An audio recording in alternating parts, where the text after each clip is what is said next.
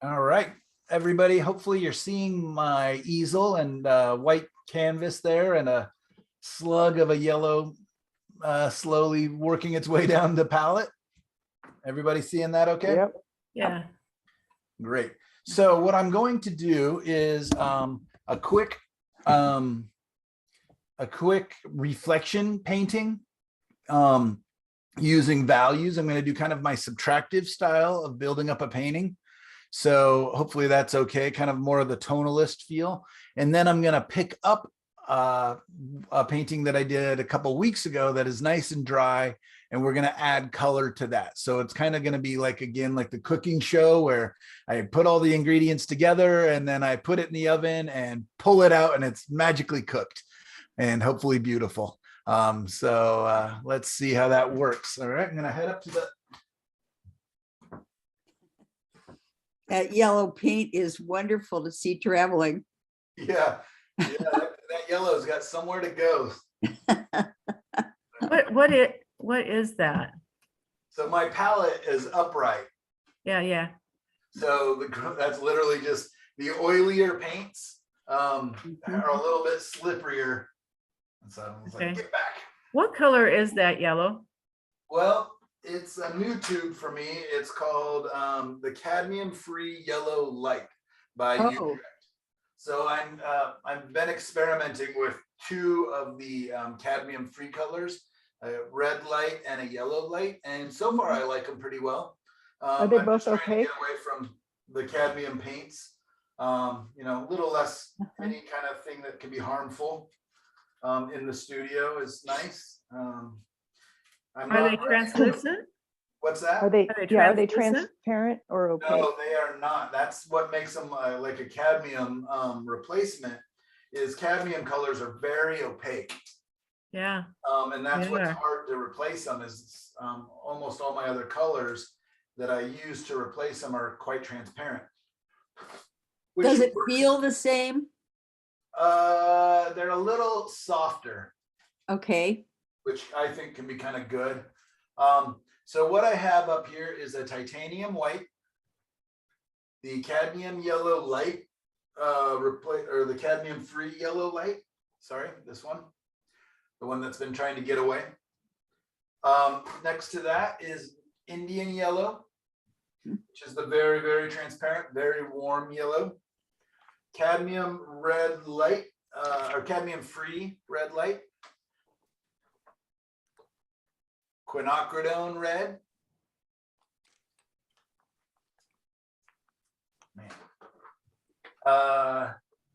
Ultramarine blue and manganese blue hue. Over here on the side, I just grabbed a couple. This is just a yellow white mixture that I had from yesterday that I just saved a little bit of. This is a gold ochre, which is a transparent ochre. This is Venetian red, which is a very opaque reddish brown. Does some beautiful things. I don't use it very much, so I'm not very comfortable with it, but I thought it might be nice today. We'll see if I use it or not. And Payne's gray. This is the Blick Studio, so it's a very cheap student quality Payne's gray, and this one seems to be a little greener than the Gamblin's Payne's gray. Yeah. We'll see, but I thought it might make some nice greens. So Yeah, it does. Do you have two Venetian red piles or? one just kind of slid away from the other one. Oh, okay. I like that Payne's gray working with rocks. I've used that before, and it's really a nice way that I've been able to. Yeah, Payne's gray is great. I just think of it as a very, very dark, dull blue. Yeah. So yeah, I like it, but yeah, I just think of it as a blue. And you'll notice these are the colors that are basically always on my palette. I always have pretty much always have a split primary palette and white. And then these are what I consider my guest colors over here on the left side. So any colors that are not really, I'm not really used to or I don't use all the time, I put over here. That's just my way of doing it. Indian yellow used to be one of my guest colors for a very long time, but it's basically taken over the spot of the cadmium yellow medium for the most part. All right, so how many of you guys have seen the subtractive style of painting I like to do? Yeah. I have. Yes. Yes. So I'm gonna quickly layer, oops, a lot of paint thinner in that brush. I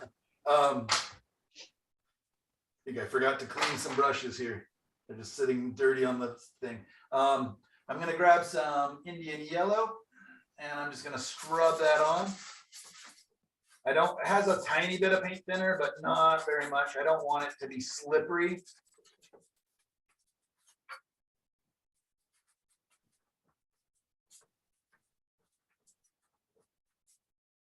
I'm just scrubbing that on, nice, keeping it nice and thin. And what will happen is this yellow will stain that surface, the gesso or the oil prime or whatever I have underneath here. So I let that sit for a second and it literally kind of stains the canvas. I'm gonna grab a little bit of quinacridone red and let's go ahead and grab some Payne's gray, mix that in there. Maybe a touch of ultramarine blue and touch of, so I'm just making a dark. So I just kind of grab some different colors here. And I'm going to go ahead and scrub that in as well over the top.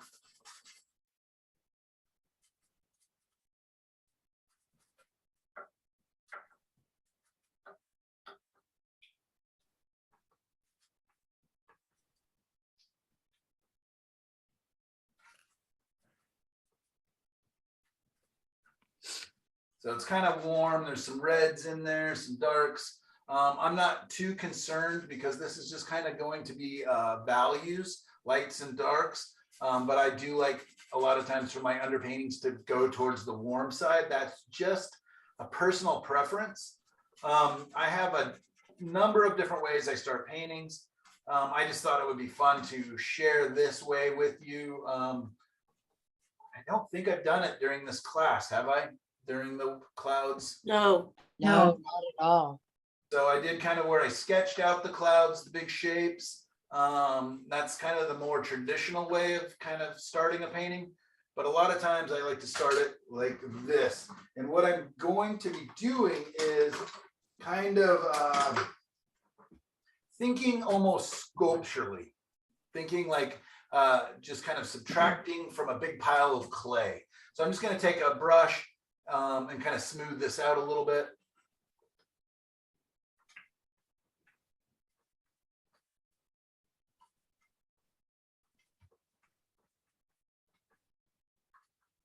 This, for some students, is really effective and they really enjoy it.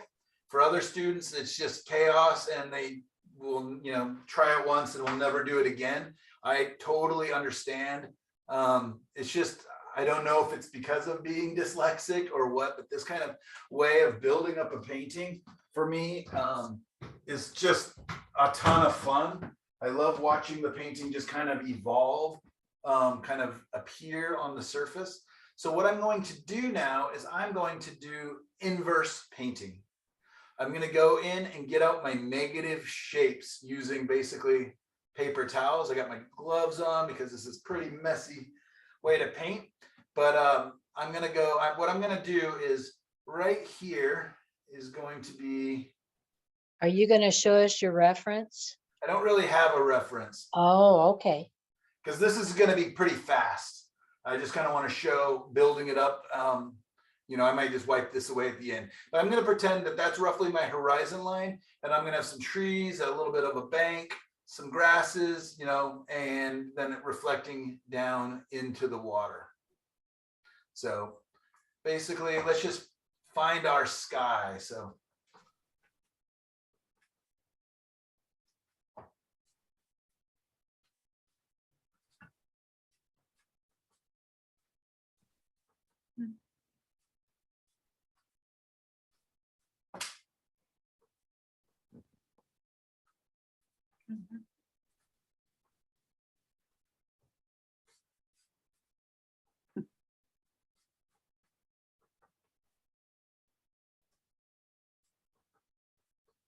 Pretty shiny. Sorry about that. A lot of reflection going on. Hopefully.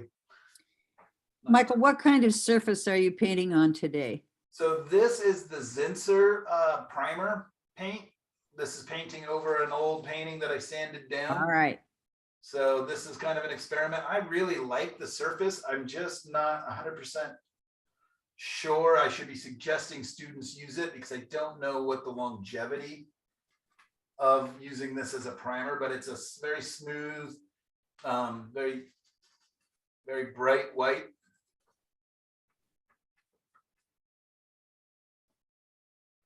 And in fact, on the that panel? yellow did not even stain the surface because it's so, so I'll probably have to come back in with some of the yellow.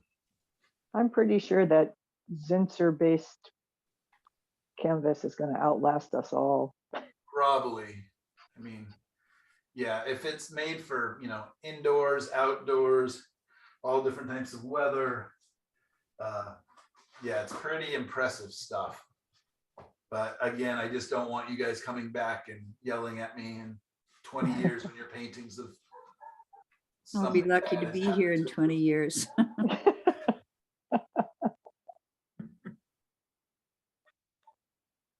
I don't want the galleries coming back and like, we bought this $1 million painting from Kathleen and it just slid off. Oh, now you're talking about my dream. But wait, so after that Banksy episode, you think it still matters what galleries think? Right. I don't think I heard about that. Where he just That- shredded his painting. The, Oh, yeah, that the one. painting in a mechanical frame that shredded the painting during Oh. an auction right in front of the bidder's eyes. Yeah. Oh, So, Michael, are you using a solvent to remove that paint? I am not, no, not yet. I can. Normally I would let that yellow sit in there a little longer, but I didn't this time. So it's really, there's no yellow underneath. It's gone back pretty much to the white. And that Zinsser gives it a pretty slick surface, right? It does, yeah. It's not nearly as absorbent as like a gesso would be. Right. How do you spell that? Oh, I don't. Z-I-N. SSER? Yeah, I believe there's 2 S's. Thank you. I found us dyslexic people don't spell. What's that? What? I said, I don't spell because I'm dyslexic. So I just absolve myself from it. Yeah, exactly Right, how I right. feel as well. Even as soon as I Lord, sent out Lord those help your notes- Scrabble opponent. As soon as I sent out those notes yesterday, I was like, oh man, the first sentence, I think there's stuff going on in my writing. But those notes were put together pretty quickly again. So I keep thinking I'll go through and clean them up and straighten up things. What I like about this is very quickly I begin to get the structure of things. So now I'm going to go through and I'm going to push kind of a half. So I'm pulling off some, but not all of it, because I want this to be a little lighter, because I want this to be kind of appear like some grasses here, like a bank. That is so cool. Technique makes painting look so fun. And it is fun. Finger paint. It's really fun. oh, okay. Putting it back in with the brush. What kind of Yeah, brush are just you kind of using softening right and there? smoothing out some edges and taking away so it doesn't just look like finger marks everywhere. You're using a shop brush again? Yeah. Okay. This one's probably a 65-cent shot brush though.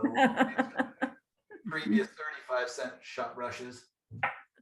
But yeah, what I like about this is I get my lights and my darks and my big shapes very quickly. I can also come back in and let's throw in some darks, like where the grasses are a little more upright. I am noticing that this is a very slick surface. So This would be pretty tough for me to keep painting into until it's dry. Okay. I'm gonna raise this camera up, otherwise my arm is gonna be hitting, getting in the way.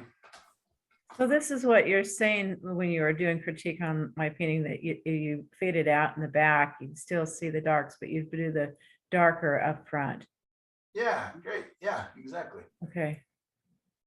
And that's kind of, again, a general rule. Like if I really wanted to draw attention to something back there, I can use my lights and darks. If I want to bring some of the interest and focus back there. But yeah, it's kind of a general rule. Okay. Let's see if I can- Oh, fun. Isn't that nice? Now I'm just gonna see that horizon line there that I put in with my finger. I'm just gonna kind of soften that. And what I like too is these bad brushes here kind of give me an implied texture. Like I kind of get this natural messiness Yeah. to it. All right, so what I've got my water, I've got my sky, I've got some kind of hinting at some trees. But what I don't have is anything going on in the water. So I'm gonna bring back, so remember how I said I like to drag my paint from the top to the bottom. So I'm just gonna grab some of these colors that are back here. And I'm going to create the idea that this tree is reflecting down here by just going vertically with it, right? Kind of see that it gets a little darker where the tree might be. Same thing over here.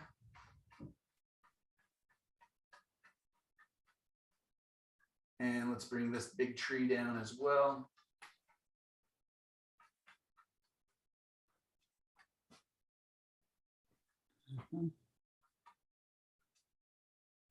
I love just the idea of these just kind of very tonal darks and lights.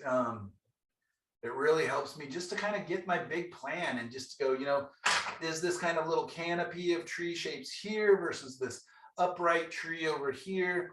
You know, am I getting variation and is it interesting? What else can I do to make these shapes a little more special and a little more, as my buddy Don would say, tasty shapes. And just trying to kind of, what would make them fun? What would make them special? What would make them interesting?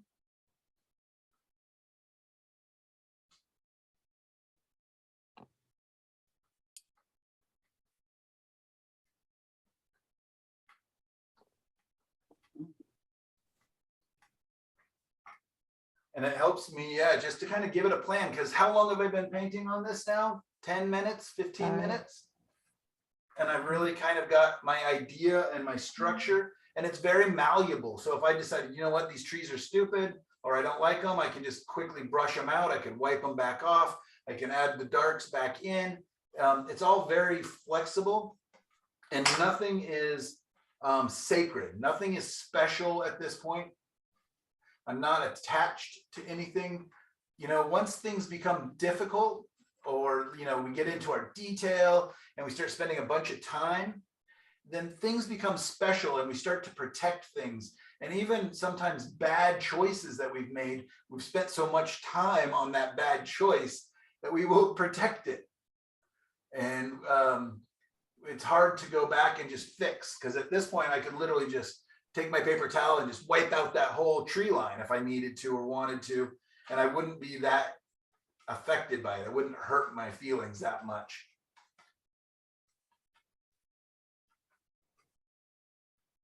It's actually a beautiful painting right now without doing anything. Oh, so else. you just take it all the way down over the top as well after you put it in that, in the Yeah, I mean, a little bit. I'm reflections? just kind of softening edges and stuff. So anyways, I've kind of got, basically it's about a 2-value painting, maybe 2.5 values, meaning I've got my lights in my sky and my water, some of the sky holes, and I got my darks, and I've got a couple mid values where I just kind of barely wiped away. What I'm going to do is I'm going to take my paper towel, I'm going to give it a little bit of a twist, and I'm just going to barely dip that into paint thinner, and I'm going to bring out some highlights. All I'm going to do is take that around the areas that I want to pick up my paint here in just a second. And by hitting it with the paint thinner, I will be able to, with a clean towel here in just a second, come through and really pick up a lot more of that paint. It's like I'm putting on dish soap right now and letting it soak for a second. And then you'll see when I come back, I'm just doing the same thing back down in the water. So I'm thinking about where these trees are, and I'm going to think about those reflections. I'm also thinking about the fact that these grasses are reflecting. I'm going to have a little more highlight back here.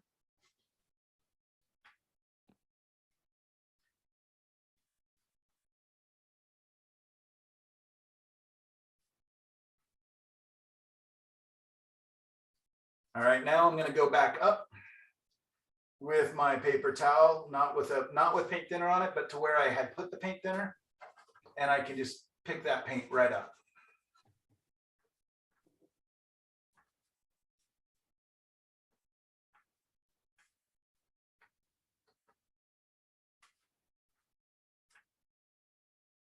Sorry about that shine there. Kind of move it around a little bit will help.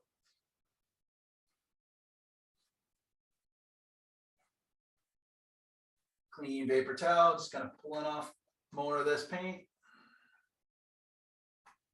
So fun. I literally, this is my favorite thing in painting almost. It's like, I keep kind of trying to imagine how can I make a job out of just doing these subtractive paintings. I love them so much.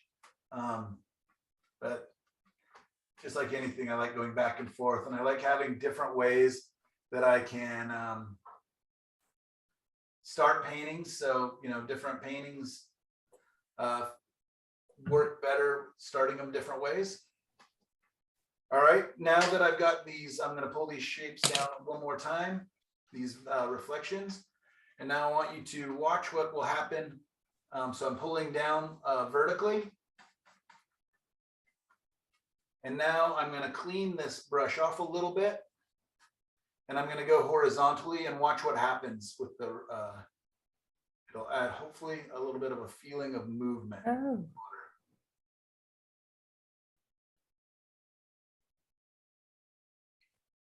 So it's lifting the paint off and giving that illusion? It's kind of moving the paint. It is picking some of it up, but Okay. it's also just kind of moving it a little bit. So it's not, you know, just straight up and down. Oh, that's fun. Isn't that interesting? That's so fun. So I just went horizontally, Yeah. and then like I could even, where I want, like where the highlights are, where there's the bright reflections, I can just kind of do the same thing with my paper towel.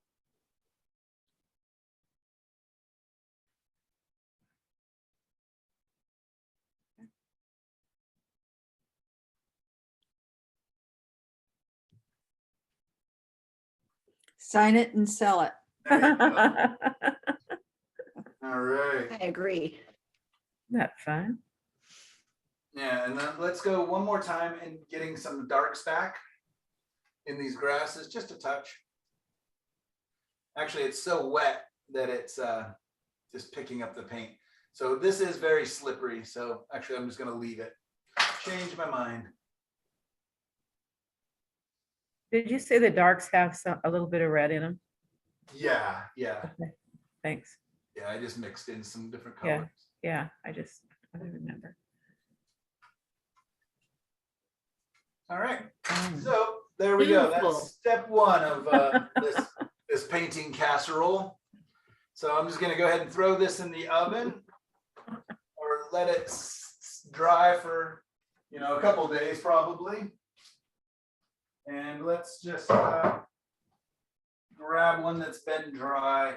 And with certain surfaces, like with the gesso, I can with gesso I could keep painting faster into it. So anyways, I'm going to come back a little bit because this scene's quite a bit bigger. This is a 16-inch by 20-inch, I believe. So you guys can kind of understand how I just did this, right? By looking at you know what I just did. This one, the yellow stayed in place a lot better. I probably let it sit quite a bit longer. And I think this one's actually on gesso on board. So gesso is more absorbent than the Zinsser is. Or if I did an oil prime, that would also be a lot slicker, a lot more slippery. So with the gesso, things soak in and stain a lot better. Okay, so you guys understand what's going on here. I hope that I've got my big sky, the reflection, and some interesting kind of tree shapes. This painting, I really like this weird kind of hole through these two trees made. And then the creek or waterway kind of goes back into space here a little bit. So this is dry. I can scrub and nothing happens. It's a very dry painting. It's probably been drying for 2 weeks. So now I can come back in and color this up and try to decide what it is I want to do with this. So what I'm thinking is I'm going to do some very earthy kind of olivey greens over the tops of this. I'm going to do backlit. So where's my light source, right? It's going to be backlit. So the light's coming through. So I'll let some of this warmth on the edges kind of show through. And then I'm going to have some darks here coming forward. So this would be my closest bank to me here. Kind of goes back, and then this bank and is about the same level as here. So whatever darkness I kind of get into here will be the same values there. This tree is probably the closest tree. So my shadows will get a little bit lighter, a little bit grayer, a little bit cooler as they go back. So we have trees. I have no clouds yet, so probably want to add some clouds into this painting. And then we're also going to have water and reflections, and it's going to be reasonably still, meaning that the reflections will retain their big shape, their big form, but they will be a little bit broken up, like there's a little bit of a breeze or just a tiny bit of movement in the water. Does that make sense, you guys? Yep. Yes. Great. Do you mind if I take a 3-minute break really quick? I need to Okay. grab my water. I left it downstairs, evidently. My mouth is getting dry. That was good.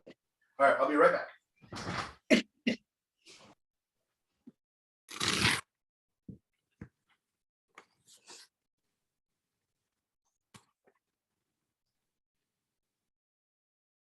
Well, Gail, maybe he'll get me to paint looser yet. No, you don't need to, Catherine. Actually, I like that Yeah. total. I think that might loosen up my way of, But isn't that interesting? yeah. Try I one think- together. Yeah, that would be very fun. Do a bunch of those. Yeah, I think that will loosen up my painting technique. Well, let's see what he does next. I think it'll be very interesting. Yeah. And now I just need to figure out where my reference is for this picture.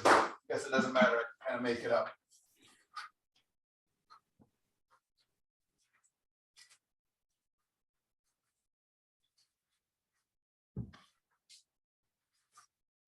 I'm also trying to decide what I should do for the sky, but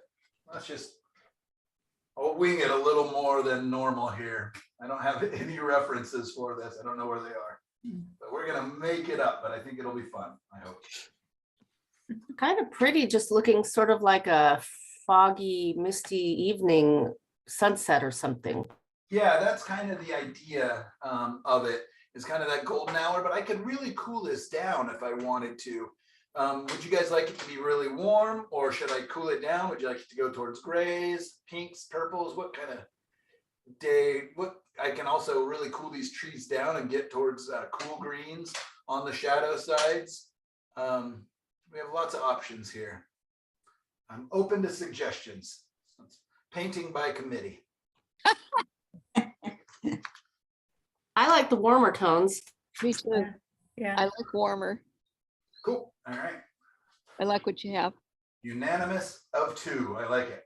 Yep, works. So I'm going to go from just like I normally do, dark to light, big to small, thin to thick, thinner paint to thicker paint.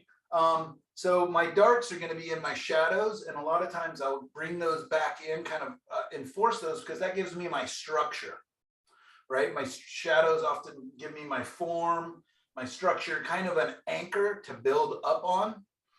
I also want to, when I'm painting my sky, I want to be painting the water at the same time, kind of reflecting those colors and everything else. So kind of figuring out what is my gradient of color from the lighter, warmer up towards the cooler, darker in theory, inverse down here, you know, which is basically flipping it. I'm going to have some kind of clouds in there just because this is a cloud painting class as well. And yeah, so let's go ahead and get started with the trees and the shadow. So grab my big shot brush here, and I'm just going to kind of figure out, I'm going to put my light source. I want to put it here or here. I kind of like it all the way over here to the right. Mhm. Yeah, I'm going to put the light basically tucked into this area.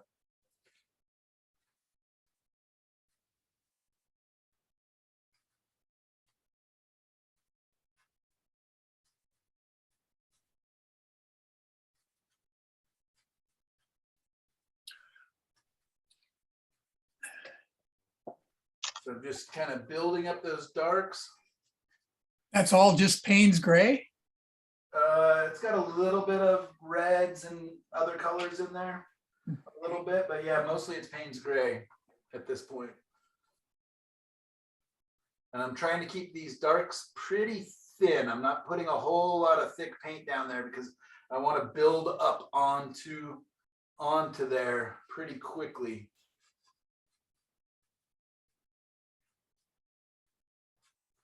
And I'm just thinking kind of the underside, because even though the light's going to be behind it, there's also going to be reflected light coming down from up above as well, the dome of the sky. So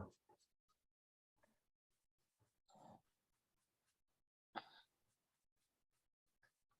just thinking kind of the underside of the bushes. I'm sorry, the underside of the leaves and the foliage. Let's get a little bit more blue mixed in as we start to recede back into space. Maybe add just a touch of white to cool it down and lighten it up. Because my sun is going to be here, my shadows will be warmer in this area. Kind of everything will be kind of a little more blasted out. But as I get away, my shadows can be a little bit cooler. How do I move the pictures of all of us? Part of the painting is being blocked by the pictures of all of us. Do the Just- minus and it'll just make us all go away in your view, the little minus box. Where is it? At the top. Okay. Says view, right-hand corner. It says speaker gallery and exit full screen. Doesn't say anything else. Just go to full screen. Yeah, and is it? Oh no, it stating says on- exit full screen. Doesn't give me an option. Go to speaker and make sure you're clicked on it full, and then at least on mine in the upper, if you hold your cursor near the top of that section, on mine, there's like a minus and a single square and a double square and a bunch of little squares. And I do the minus one. Wow, I'm not finding any of that up there. It's at the top view of. where Yeah, all our I pictures clicked are. view. It just doesn't show me. Not view, where all our pictures are, there's a little Yeah. black top Oh, okay. where the pictures are of all of us. One minus the minus. Yeah, okay. minus will hide. the Got photo. it. Thank you. Thank you, thank you.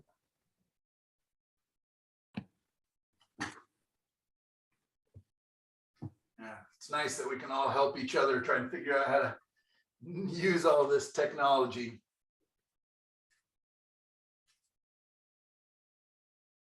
Again, I'm Are just you using straight Payne's gray right now? You, looks like, there's a little bit of blue mixed in with some of it. There's some all red right. as it comes closer to us. But yeah, it's a lot of Payne's gray at this point. And how thick are you putting that on? I mean, it's, how much medium do you put in there? It's like pretty thin. It looks Dragging? thick. It looks thick because it's against that really transparent, warm underpainting that was really thin. But you're not using any medium in it, right? I'm not, no. I don't use too much medium generally, just a touch if I do. I just don't like my paint to be Okay. too slippery, and I want to be able to apply paint right on top. If you use a lot of paint thinner, it just becomes so slick. I'm just gonna kind of That's brush helpful this- because that's a big brush problem. this a little bit, soften some of these edges again.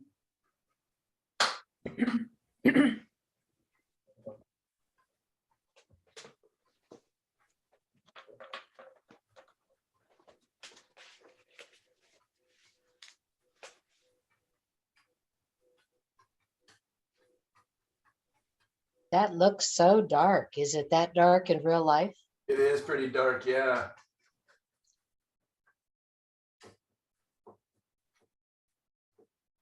It really is pretty dark. I could have not gone as dark as this, but I think I want to build it up.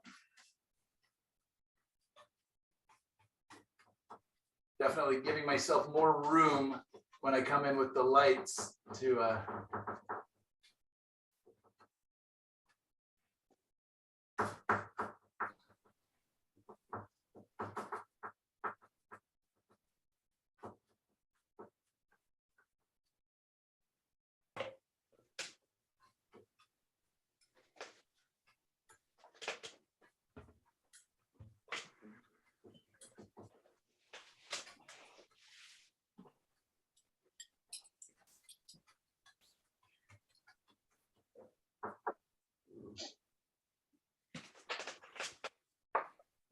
giving myself some structure to build up on. I'm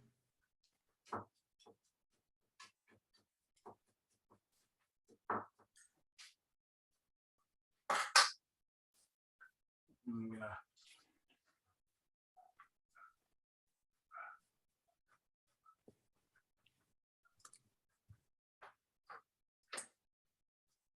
pull off a little bit, and what I can do here is by simply I'm going to pull away like where the top of the ground would be, so I get back a little bit of that warmth. And this is just kind of a way again for me to kind of draw in there and give myself kind of an idea of the underlying structure. Maybe there's some shrubs and bushes. I don't know, it might be too dark. Can you see where I just pulled away and kind of revealing some of that warmth underneath a little bit? Yeah, Yeah, we can see it.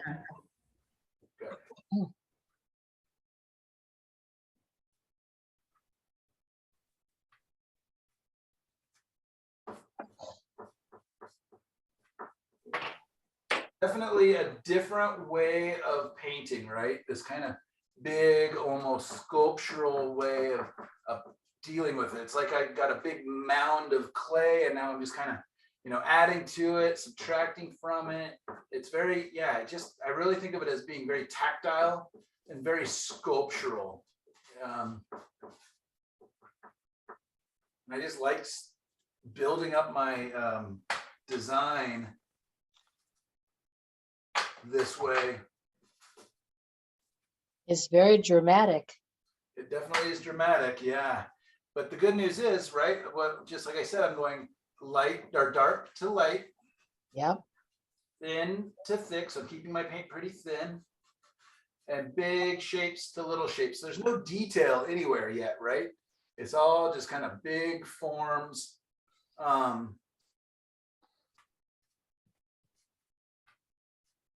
And then when I want to, I'm going to come back in and, you know, if I want grasses or leaves or ferns or lily pads or any of that detailed, more detailed information, that will come. I just have to have some faith that those will appear.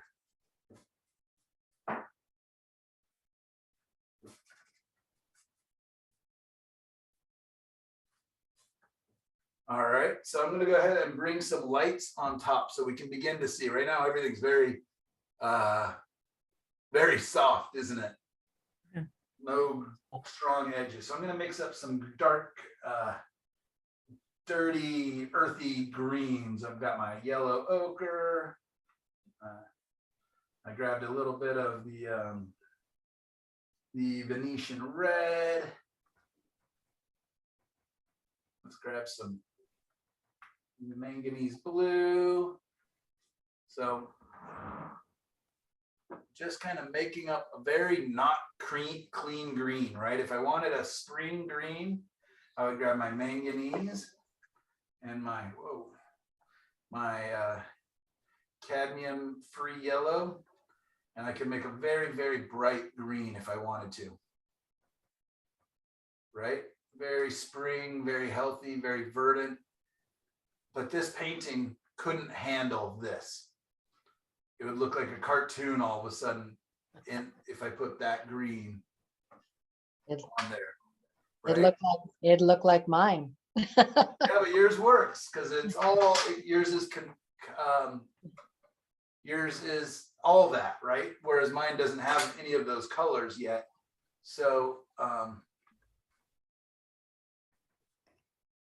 I've got to decide, you know, what kind of feeling, what kind of mood. So I want my colors, my values, my structure, all are going to feed into that. So anyways, I just wanted to mix that green just to show you how bright and beautiful a green is. And then when you see up next to it how dirty and grimy and olivey I can get it,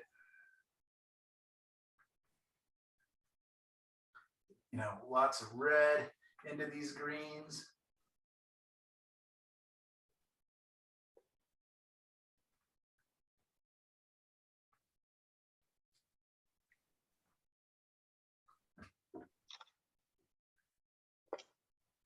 So I'm going to take some of this lighter green. I'm going to add a little more of that Venetian red, which is very opaque and very brick colored.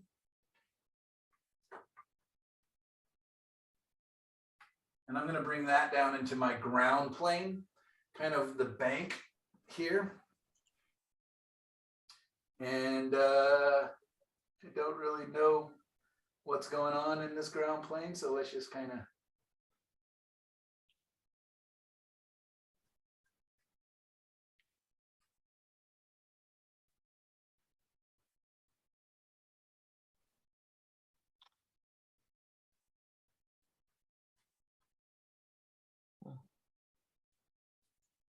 That looks so much darker on the palette than it does on the painting. Isn't that funny? Because it's next to that dark. Yeah, it's comparison or the contrast, I guess. Yeah, exactly. Yeah, colors, you know, you can really think that you got the perfect value or the perfect color when you're mixing it on your palette, but until you get it on your painting and next to the things that it's going to be next to, it, you know, it completely changes. I remember one of the classes we had in our color painting class where we just pulled different colors that looked the same from different parts of paintings. Mhm. Showed how different they are.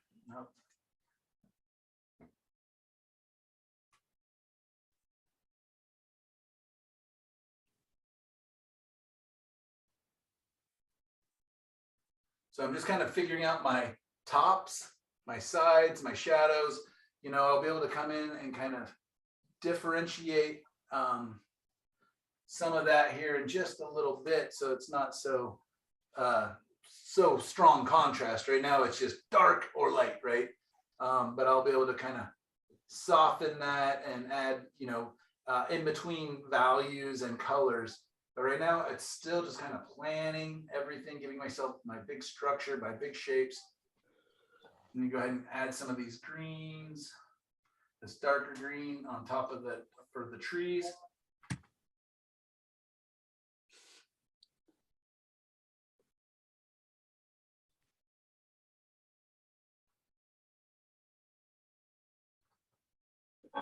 Looking for kind of a warmish up on top of the trees, and then as they roll back down underneath, they're going to get a little cooler and a little darker, a little greener.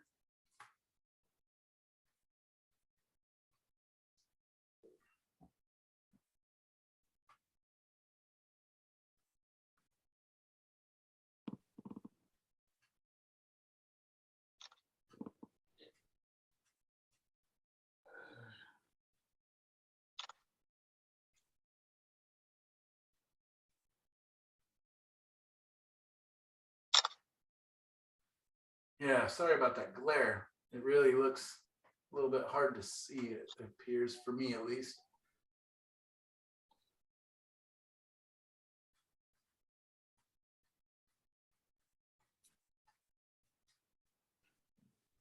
I love how you're doing this all with an old shop brush. Yeah, I know. I keep thinking this is the same brush I've used the entire painting so far, besides this big one that I used to soften some areas. So far it's all one big clump of a brush. I should probably try getting in some finesse here a little bit. Maybe I'll pick up a different brush and soften those. Let's go ahead and just kind of create some transitions from those, from the shadows up, and then I'm going to come back in and right on top of that add some warmth. But right now I'm thinking, what's the top side of this canopy of trees? You know, who's overlapping who? What are big shapes? When can I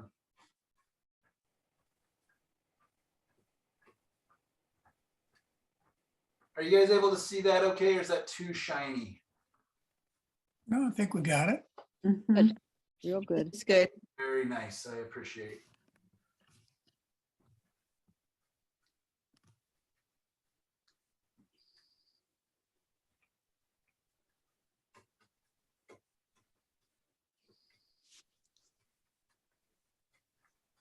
Now let's bring some of that warm reddish color on top, kind of where it's picking up the most of the light.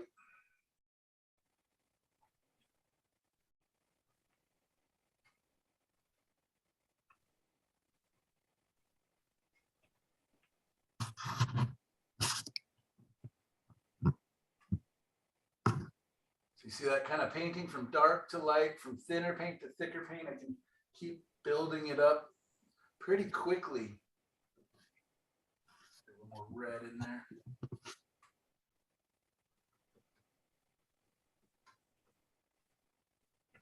I just love these olivey, dirty greens.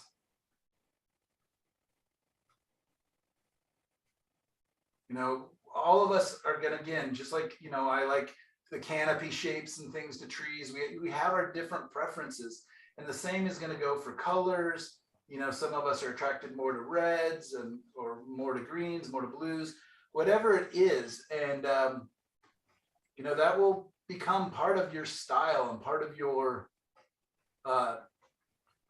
artwork that kind of helps people to recognize, oh, this is, you know, this is Michelle's painting, or this is Laura's painting, this is Fred's painting. You know, it's, I can tell by the colors he's using, or the brushwork he's using, or the subject, or whatever else. And so we want to kind of lean in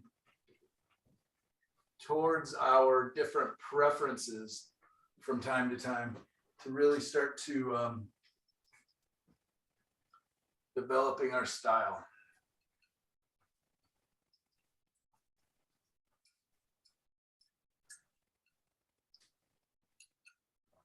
I almost forgot the reflections in the water, the whole point of today's class.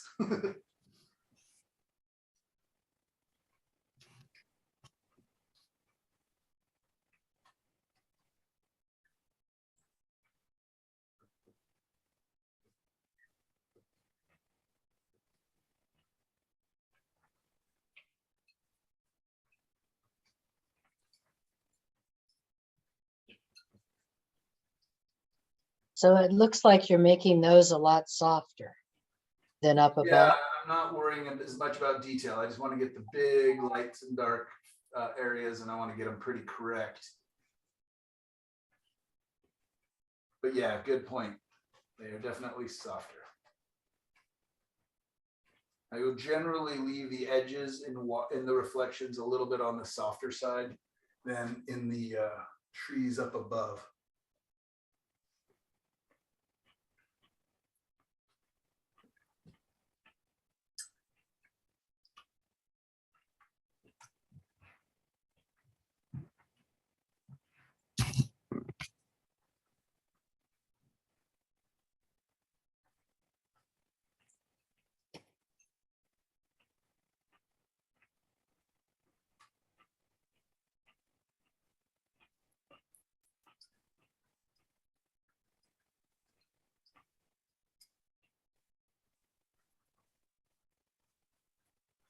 Now I'm just gonna hopefully giving the bank and the ground some form, some structure, some of the grasses.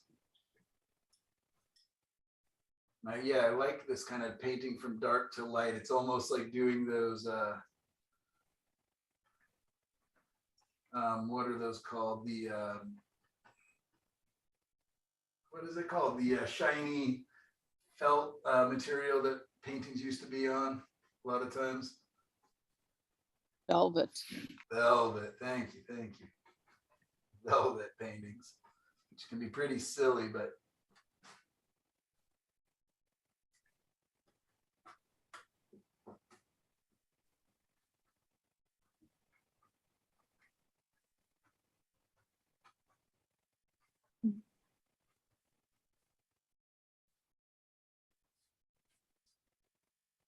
I'm surprised that is working so well because it seemed like the greens and that you were putting on there were so light right. But once compared to the yeah, dark. that's the tough thing is in the beginning, it really, because of how dark it was, but now that I've been getting rid of a lot more of the darks, the it doesn't feel as crazy, right? It just Yeah.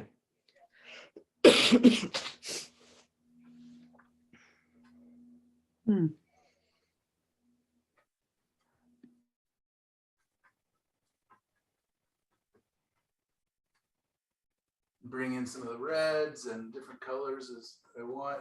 And yeah, you know, I could easily, I may be making this mark too much. This brush has a very particular mark that it wants to make, you know, a brush stroke that it wants to make.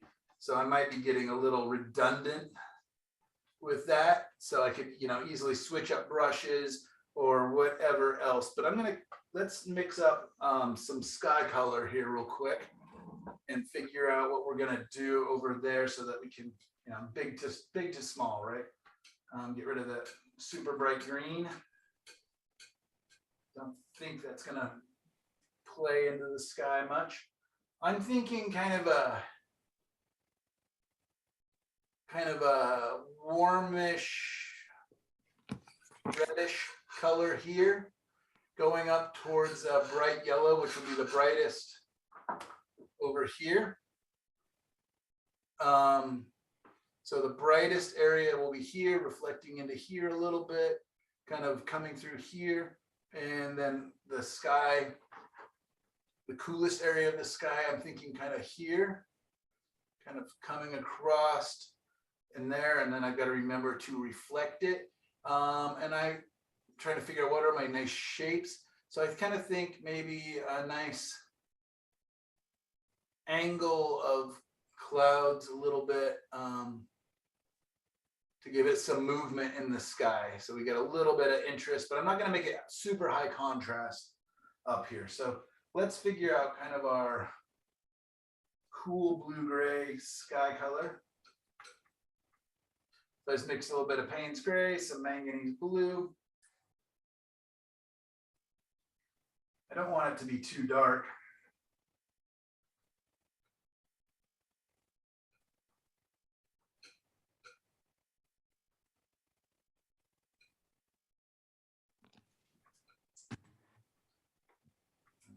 So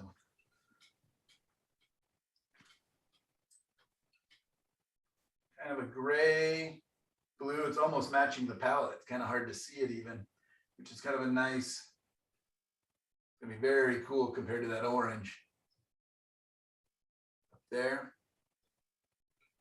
Let's bring that down towards kind of a gray purple.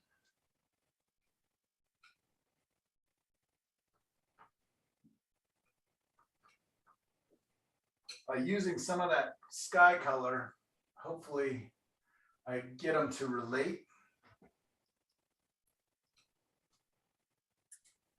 And I'm trying to think, okay, the undercolor is going to be kind of that orange, warm yellow. Very nice, pale fuchsia kind of color I got going on right now. I really like it with this blue. Hi, Andy, how are you? Yeah. And let's get it to a little. Absolutely. Better. No, I'm Gail, I think your mic is open. time to talk. Uh, No, it's all right. All right, I'll go see if I can mute her real quick. Information, by the way. That wobbly tripod I got on there. Well, the little ones I think are quite delicious. I'm on my way down there shortly. All right. There we go, Gail. I know. There we go. All right. So I've got kind of a blue-gray down to kind of a fuchsia. Right now I'm mixing up kind of a warmer pink using some of that warm yellow that I had, or warm white yellow color from previous painting efforts yesterday.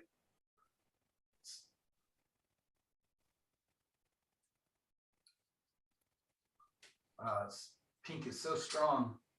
Add a bunch of white to it and it just disappears right in there. Nice and cool. Let's go ahead and get that lighter, and we're going to end up adding a little bit of Indian yellow, I think, just to kind of warm that up.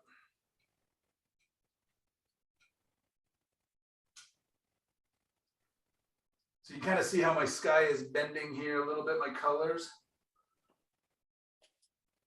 And I like doing it that way, so I can kind of just see how do they relate, how do they play together, do they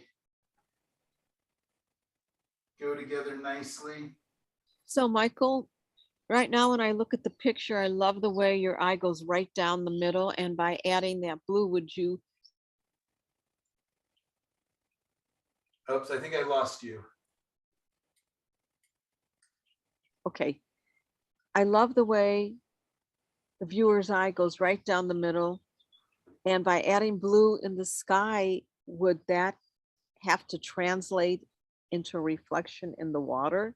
Yes. So you would put some of the blue on the water with the technique of lines that you showed. Yeah, it'll be inverse. So the blue up here would be the blue down here. Okay. So it'll still kind of take us in, because again, I'm gonna have my sun kind of tucked back in here Okay. with the light radiating across. So I'll be able to kind of light up some of the edges of these trees. So hopefully, yeah, the viewer will still go back here, but this is kind of the focal point, which is kind of an interesting thing. When you have Yeah. all your lines leading to here, like if I was smarter, I would probably just put my sun right here, because everything's going towards it. So I'll just have to figure out something, a little payoff back here, but I'm really thinking I kind of want the sun kind of Okay. hiding back in here. We'll see. Okay, thanks. Yep. All right, let's make a little bit of brighter yellow. Just using my Indian yellow.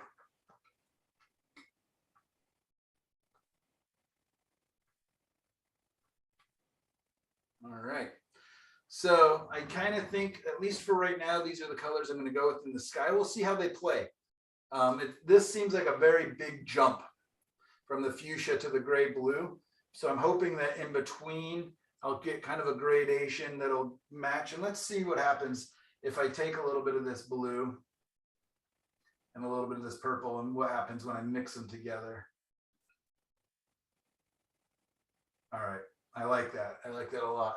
Yeah, it almost matches the value of the palette so completely. But I think that the combination color is really nice. So I'm liking that. So I'm going to try for it and see what happens. So I'm going to add just a touch of paint thinner, just a touch. I just dipped the corner of my brush, not my whole brush, just a little bit. I just want a little bit of paint thinner just to help the paint move a little bit faster. Again, my sun is here. So I'm just kind of thinking out where how is that going to fit and read?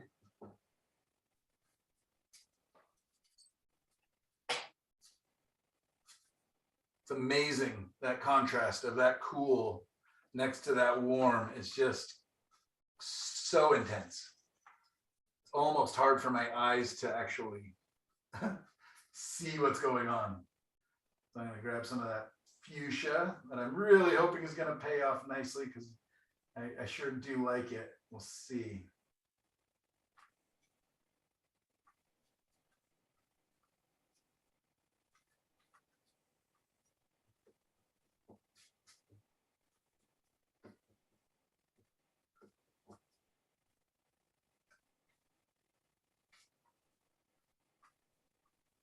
So I'm not painting anything super specifically because I want to test this colors. Let's get to a little more fuchsia, a little more pink, a little brighter.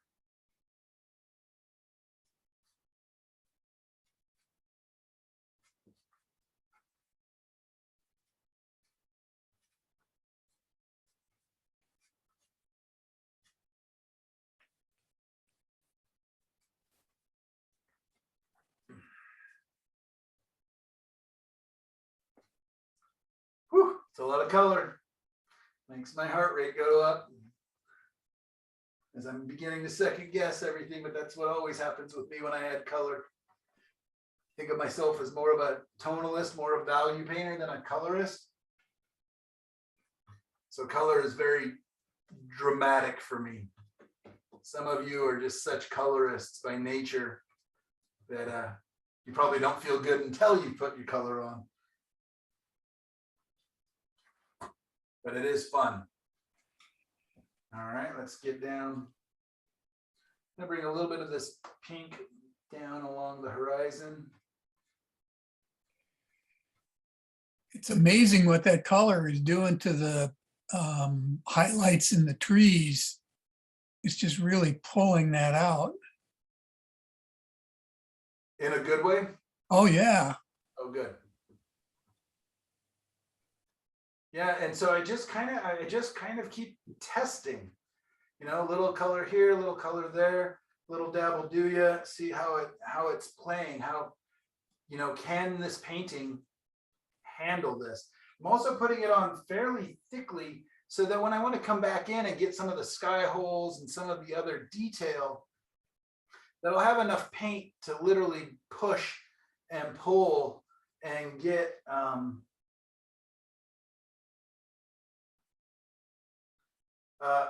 that I'll be able to use it, you know, again, thinking, whoa, I need to use a new brush. That one has too much purple in it, and I do not want that purple in my yellow because it will just kill that. So that was a mistake.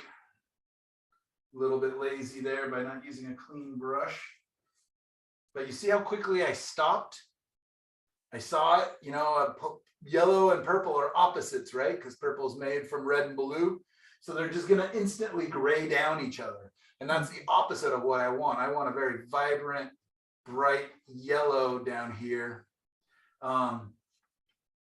So if, you know, I accidentally brought in purple onto that yellow and it grayed it down, again, that's the opposite. So instead of just doing what so many students do, or so many beginner painters, is like, oh no, it's messing up. Oh no, it's making everything gray. And they just keep pushing it and pushing it and pushing it.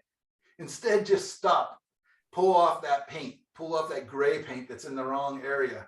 It's much easier to fix now. And I don't understand the compulsion of, oh no, I put down the wrong color. Let's push it around for a while before we just stop. So just take your palette knife, pull it off, take your paper towels, pull it off, take, get a clean towel, whatever, or a clean brush, whatever it is, just, you want to get that off there as soon as possible. Whenever you get areas of pollution, I guess would be a good way to say it, where you don't want it. Okay, so there we go. I've got very big, it's very dabby. It feels, like broken brush strokes right now. So I can simply just keep working on that and bringing those together with whatever brush I want. I could, now I'm just going to push up towards the edges.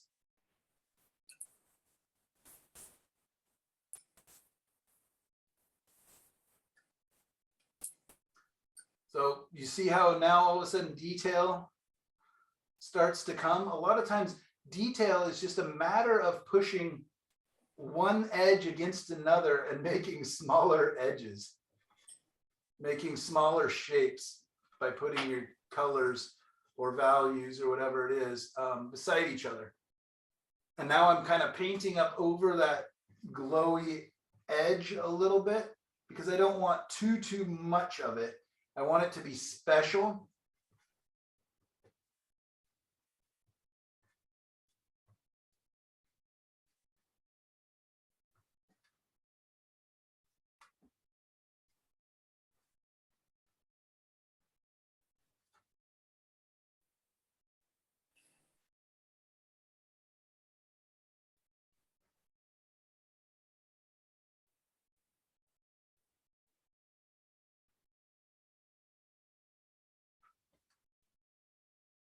So I'm just kind of dabbing in there a little bit of the paint that I picked up from the edges and from the sky. And I'm using that again, it's still fairly sculptural, isn't it? You can kind of watch as I, bring some of that skylight down. Let's make a bigger opening back here. I'll just pick up a little bit of that purpley pink color that's back there. And let's give it a bigger opening back here. Allowing us to travel back a little further.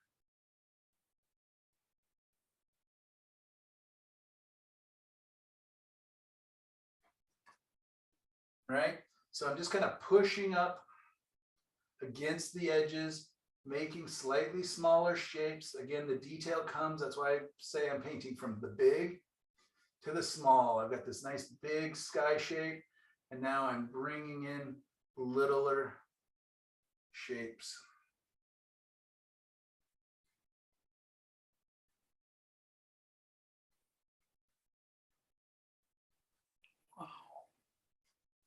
Any questions at this point, you guys? Is this making sense? Yes. Okay. Yes, absolutely. So definitely a different way of working, right? Just kind of thinking of oil paints as a malleable sculptural element. And again, this is going to work for some of you, and some of you, you're just going to be like, oh, Mike, it's such a mess. It's so uncontrollable. I just can't handle it. And I get that. And that's why I love just hopefully what I'm doing is offering up tools, different ways of building an image. In some ways will work again as you're kind of figuring out what works best for you, what feels best for you.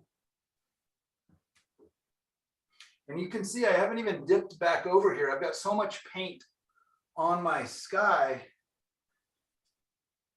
that I'm able just to pick up and the paint that's there and move it around, kind of softening, getting rid of some of those undercolors, Also, again, just sculpting with it, getting some of the big shapes. There we go. I'm gonna need a little bit of more sky color over here.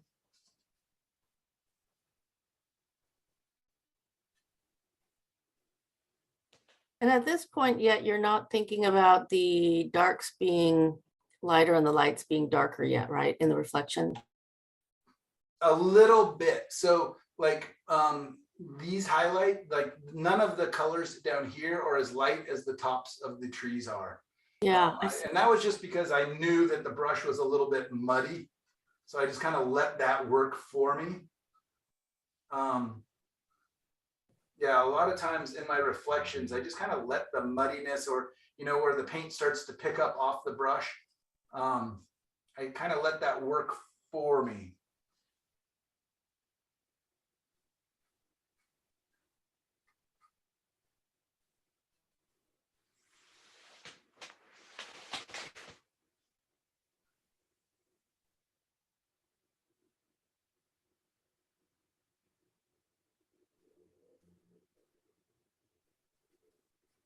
You know, it might be nice to have my references of these trees or whatever else, but at the same time, it's pretty liberating. Just, I'm completely making this up. Like I don't know where the reference is for this trees, but I kind of know, you know, what maybe are some sort of interesting tree shapes.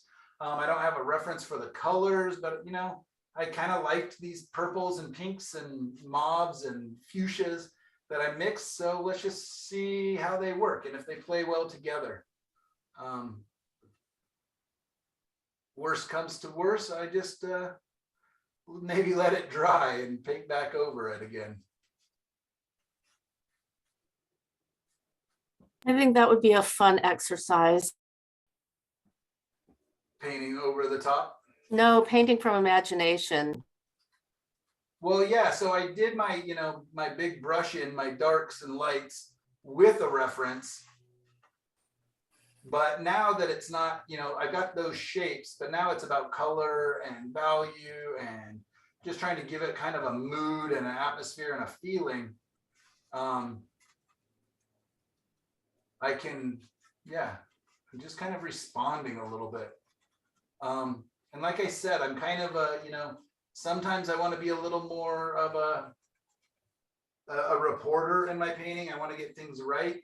You know, and I want to get the shapes right. And other times I feel much more like a poet, and I just kind of want to get the feeling, and I don't care about, you know, perfection or making things even scientifically correct. I just want it to have a flow and a movement and an atmosphere. And then I, you know, and that can be more important to me sometimes. And I think it's fine to go back and forth within your paintings too, or sometimes you're, you know, you're learning, you're trying to replicate your, so it's a little more, again, journalistic or scientific feeling. And other times it's just about making a pretty picture. And a pretty picture can just be about the colors. It can be about the design. It can be about the elegant flow. It can be so many different things can become important in a painting.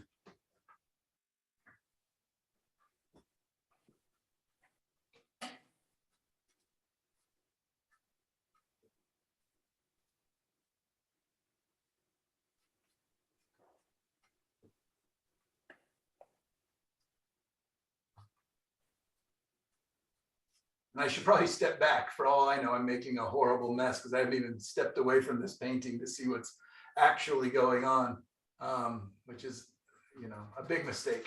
But I'm hoping you guys will tell me, Mike, stop, step back. What the heck are you doing? But you're all on mute, so I can't hear you all screaming in agony.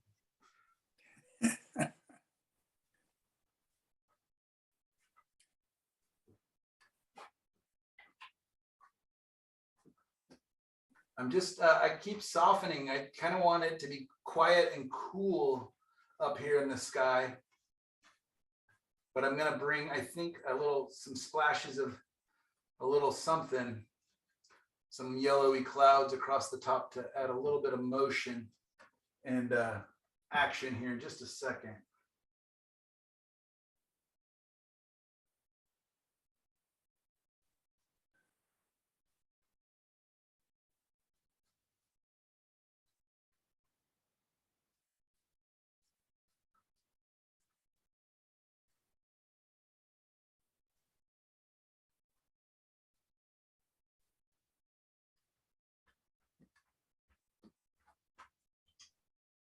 So I'm going to go ahead and move the camera, and I'm going to take just a couple-minute break again, just to look at it. I'm going to sit back and drink a little bit of water.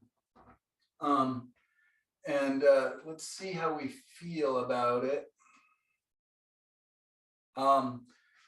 So far there's no detail, right? I just used the big shot brush to do this, but there's kind of an implied detail. So I could bring in some grasses, maybe some flowers, something across the top here. I definitely need to keep painting up against these edges. I also want to make this part of my sky much more exciting and interesting with the backlight. So I'll be playing with that. But if you guys are okay let's take a quick 3-4 minute break. And then we'll come back and finish the last 15 minutes pretty strong, I hope. So feel free to take a look at it, see if you have any feedback, advice, and then I'm also going to make the water hopefully look a little more water-like here in just a second. It's beautiful. Thank you. Thank you. Yeah, are you going to post this on Facebook? Oh, probably, if it really is beautiful. You know, it is. I was thinking this might be a solution for me because I'm so detailed, and I would be drawing it out, putting every little detail in, where this you could come up with a beautiful picture using those shop brushes and just making big shapes, small shapes, Yeah. and color flow. So this could be a real solution for me, and I've enjoyed your class so much. Oh, that really means a lot to me. I appreciate that. I'm And yeah, serious. have fun with it. It will be cumbersome and difficult Yeah. the first couple times. It'll definitely feel like you're making a big mess. And I'm sorry, I don't know who I'm talking to right Susan now. Siegel, Susie Siegel. Oh, okay. Yeah, It'll be, expect it to be weird the first couple of times. Okay. Yeah, I just think this is a solution for me because I have difficulty with landscapes because I think I have to put all the detail into the picture, everything. And this was just Yeah. really So interesting. the main thing to remind yourself is the detail will come.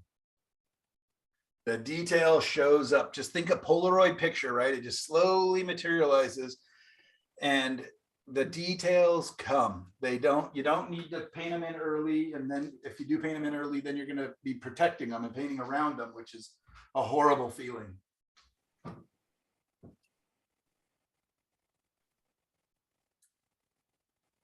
I think painting dark to light, big to small, as though it sounds simple, is something that's going to really help me navigate into a landscape solution.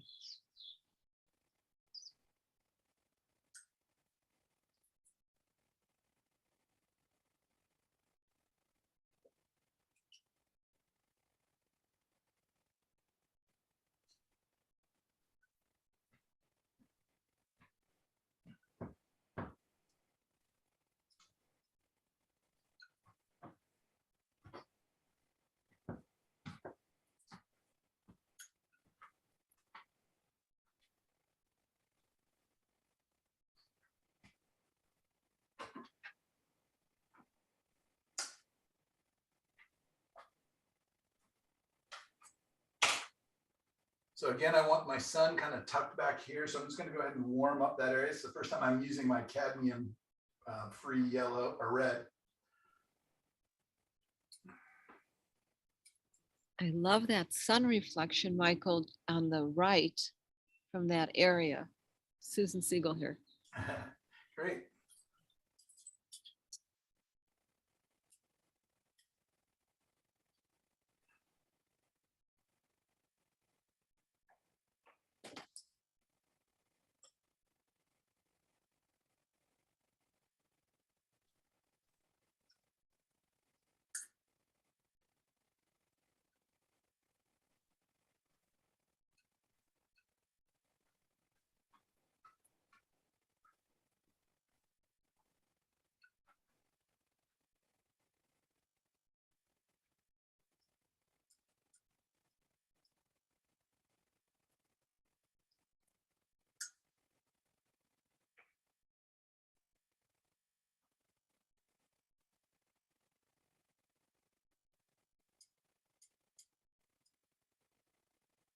I'm just kind of warming up around where I want that sun to be really bright.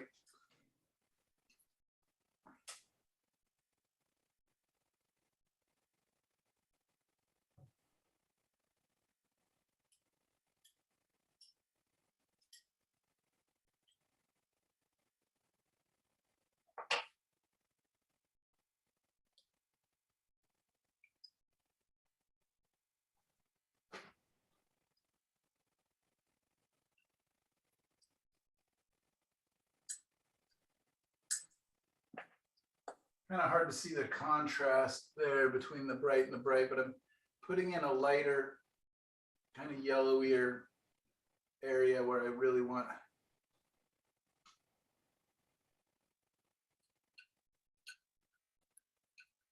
it to feel like the sun is kind of peeking through.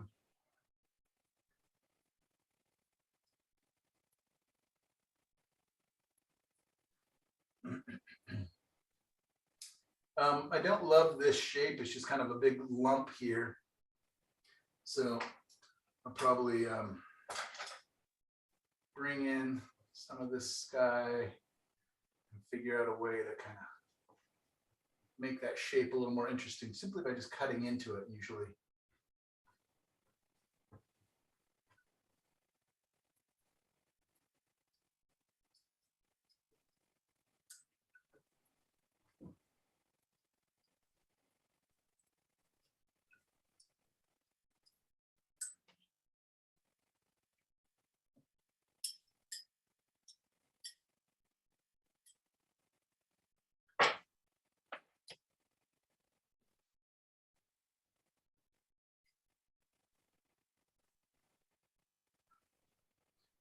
All right, so I will come back in and kind of refine the different shapes and kind of keep warming this up after class.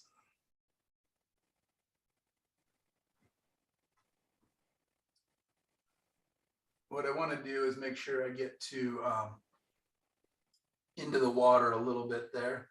And then I can come back into and add more grasses or whatever else I want to add to make my bank even, hopefully come alive a little more interesting, a little more variety of textures and forms. Not too much, but I can also come back in and bring, because this light's kind of coming across, so maybe the sides of these trees will be a little warmer. So I can, remembering where's your light source, right? So I can come back in and do some of that, be affecting these trees over here as well.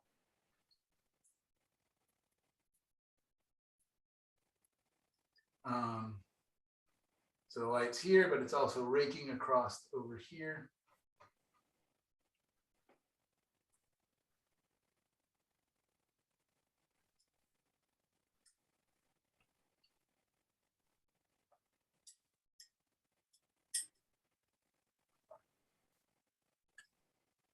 Lightening these to push them back into space a little more.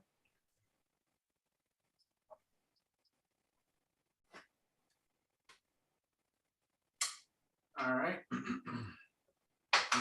Take my big brush here and kind of pull off a bunch of the paint.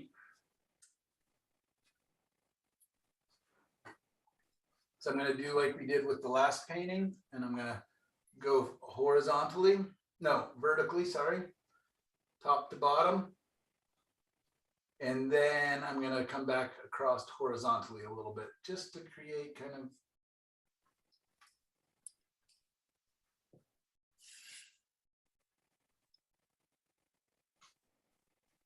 you got to keep wiping it down in between because there's a lot of this light sky color. And I don't want to get too much into the shadows. Maybe it can get a little lighter. I can bring some of that up in, but I don't want to overdo it too much.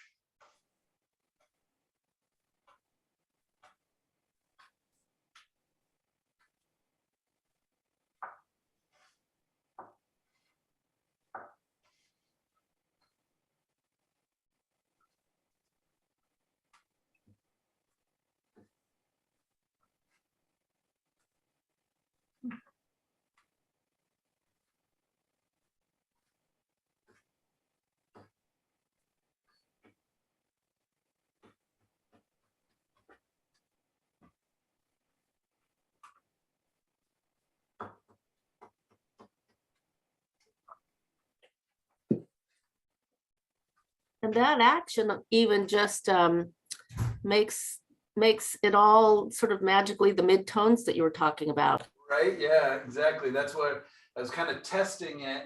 And then I was like, you know what, that actually works. So I'm just going to keep letting that play. Sometimes it works better than others. Sometimes it doesn't work for the scene that you're doing. So clean, clean, clean.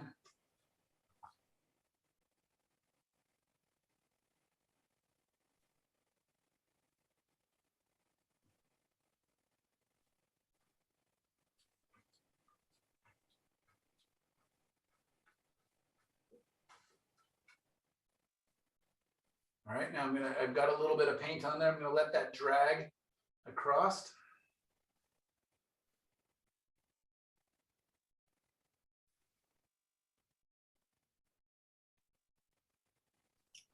And so just like anything in perspective, things are gonna be closer as they go away from us. So if I've got like ripples where maybe there's a touch of a breeze kind of skimming across the water, maybe I wanna make it a little bigger and a little further apart from the last bunch I did.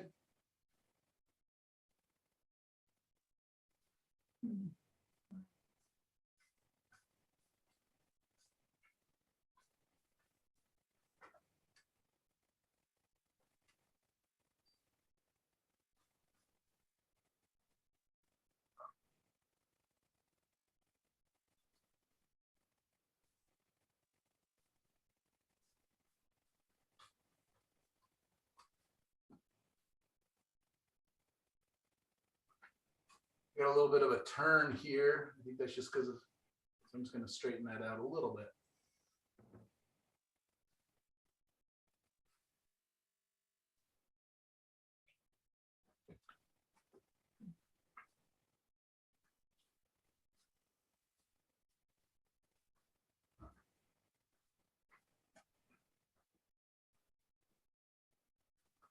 All right, I'm kind of liking that. I can, definitely I could bring up, load up my brush and get some of the brights where I maybe want to have a little bit of clarity, where maybe some of that warmth is or light is showing through a little better. Just because you do one way or the other doesn't mean that you're done.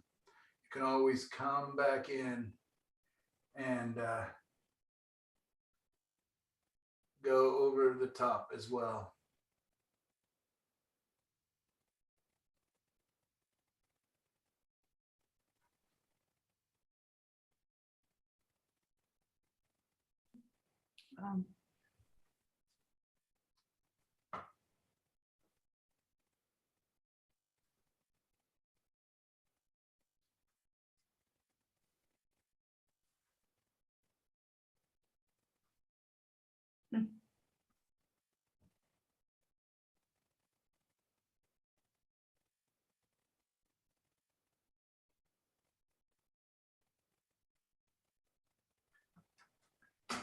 Sorry, just kicked the tripod there.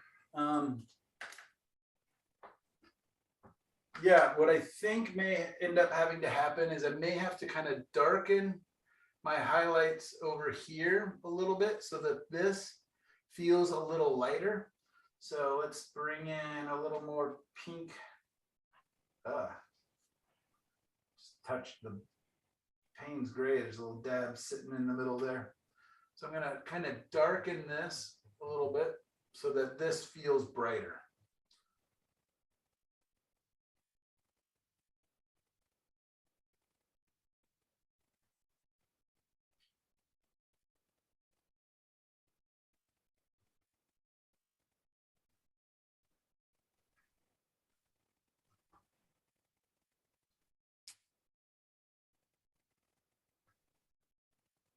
There we go. Hopefully that's kind of working. I know it's probably hard to see on your monitor, but That looks good. I'll try to get a good photo.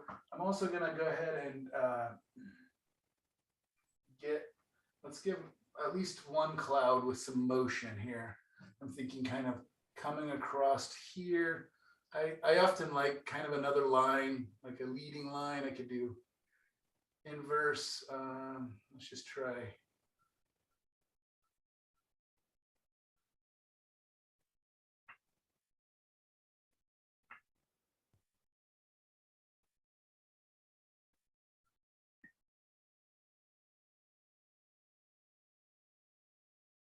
just adding a little bit of light, a little bit of an angle for some kind of interest and motion, right?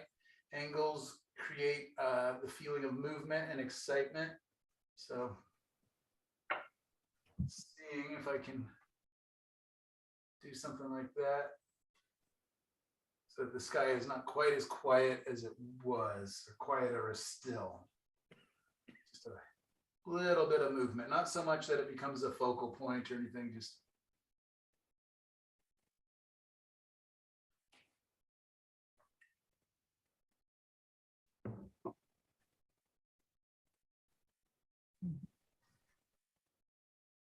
Beautiful. yeah, good. I've got, a lot still to do, a lot to come back to, but I think a lot of that was just about how to create the idea of reflection. So I've got some color down there. It's kind of grayed down. There's a little bit of ripples to the water, a little bit of movement. Doing the horizontal as well as the vertical strokes. And you're going to want to be aware of the amount of paint that's on there and the amount of pressure that you're doing. Yeah. Any questions, you guys? Any comments? Yeah, it's fun looking at it on the monitor versus in real life too. And just seeing, oh, that shape's not that good. Oh, that shape could use a little work. Different things. So it's kind of a fun way to test what I got going on there. So our homework is water, a creek, or, so we're dealing with the 4 elements of it, which is reflection, trying to find my notes again. Depth, color. Yep. Transparency, movement. Yep. Perfect. So we're dealing with those elements in this week's painting. That makes sense? Oh, Yeah, I hear you. Yeah, wow. I'm exhausted. You guys did great.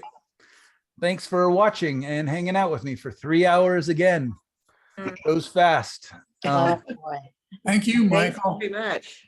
All right, you guys, I look forward to seeing what you share, and I appreciate you guys giving feedback on the Facebook page to each other. And yeah, I hope you enjoy this week's paintings. Next week, we will be dealing with more like oceans or waterfalls. That'll be kind of up to you, but more of a rushing water of some sort. So, Oh, superb lesson. all right. Thank you so much, and Learned happy so Mother's much. Day. Thank you. Thank Happy you. Mother's Day. Yeah. Yes, Thank you. thank you. Bye, everybody. Take Bye, care. everyone. Bye. Bye.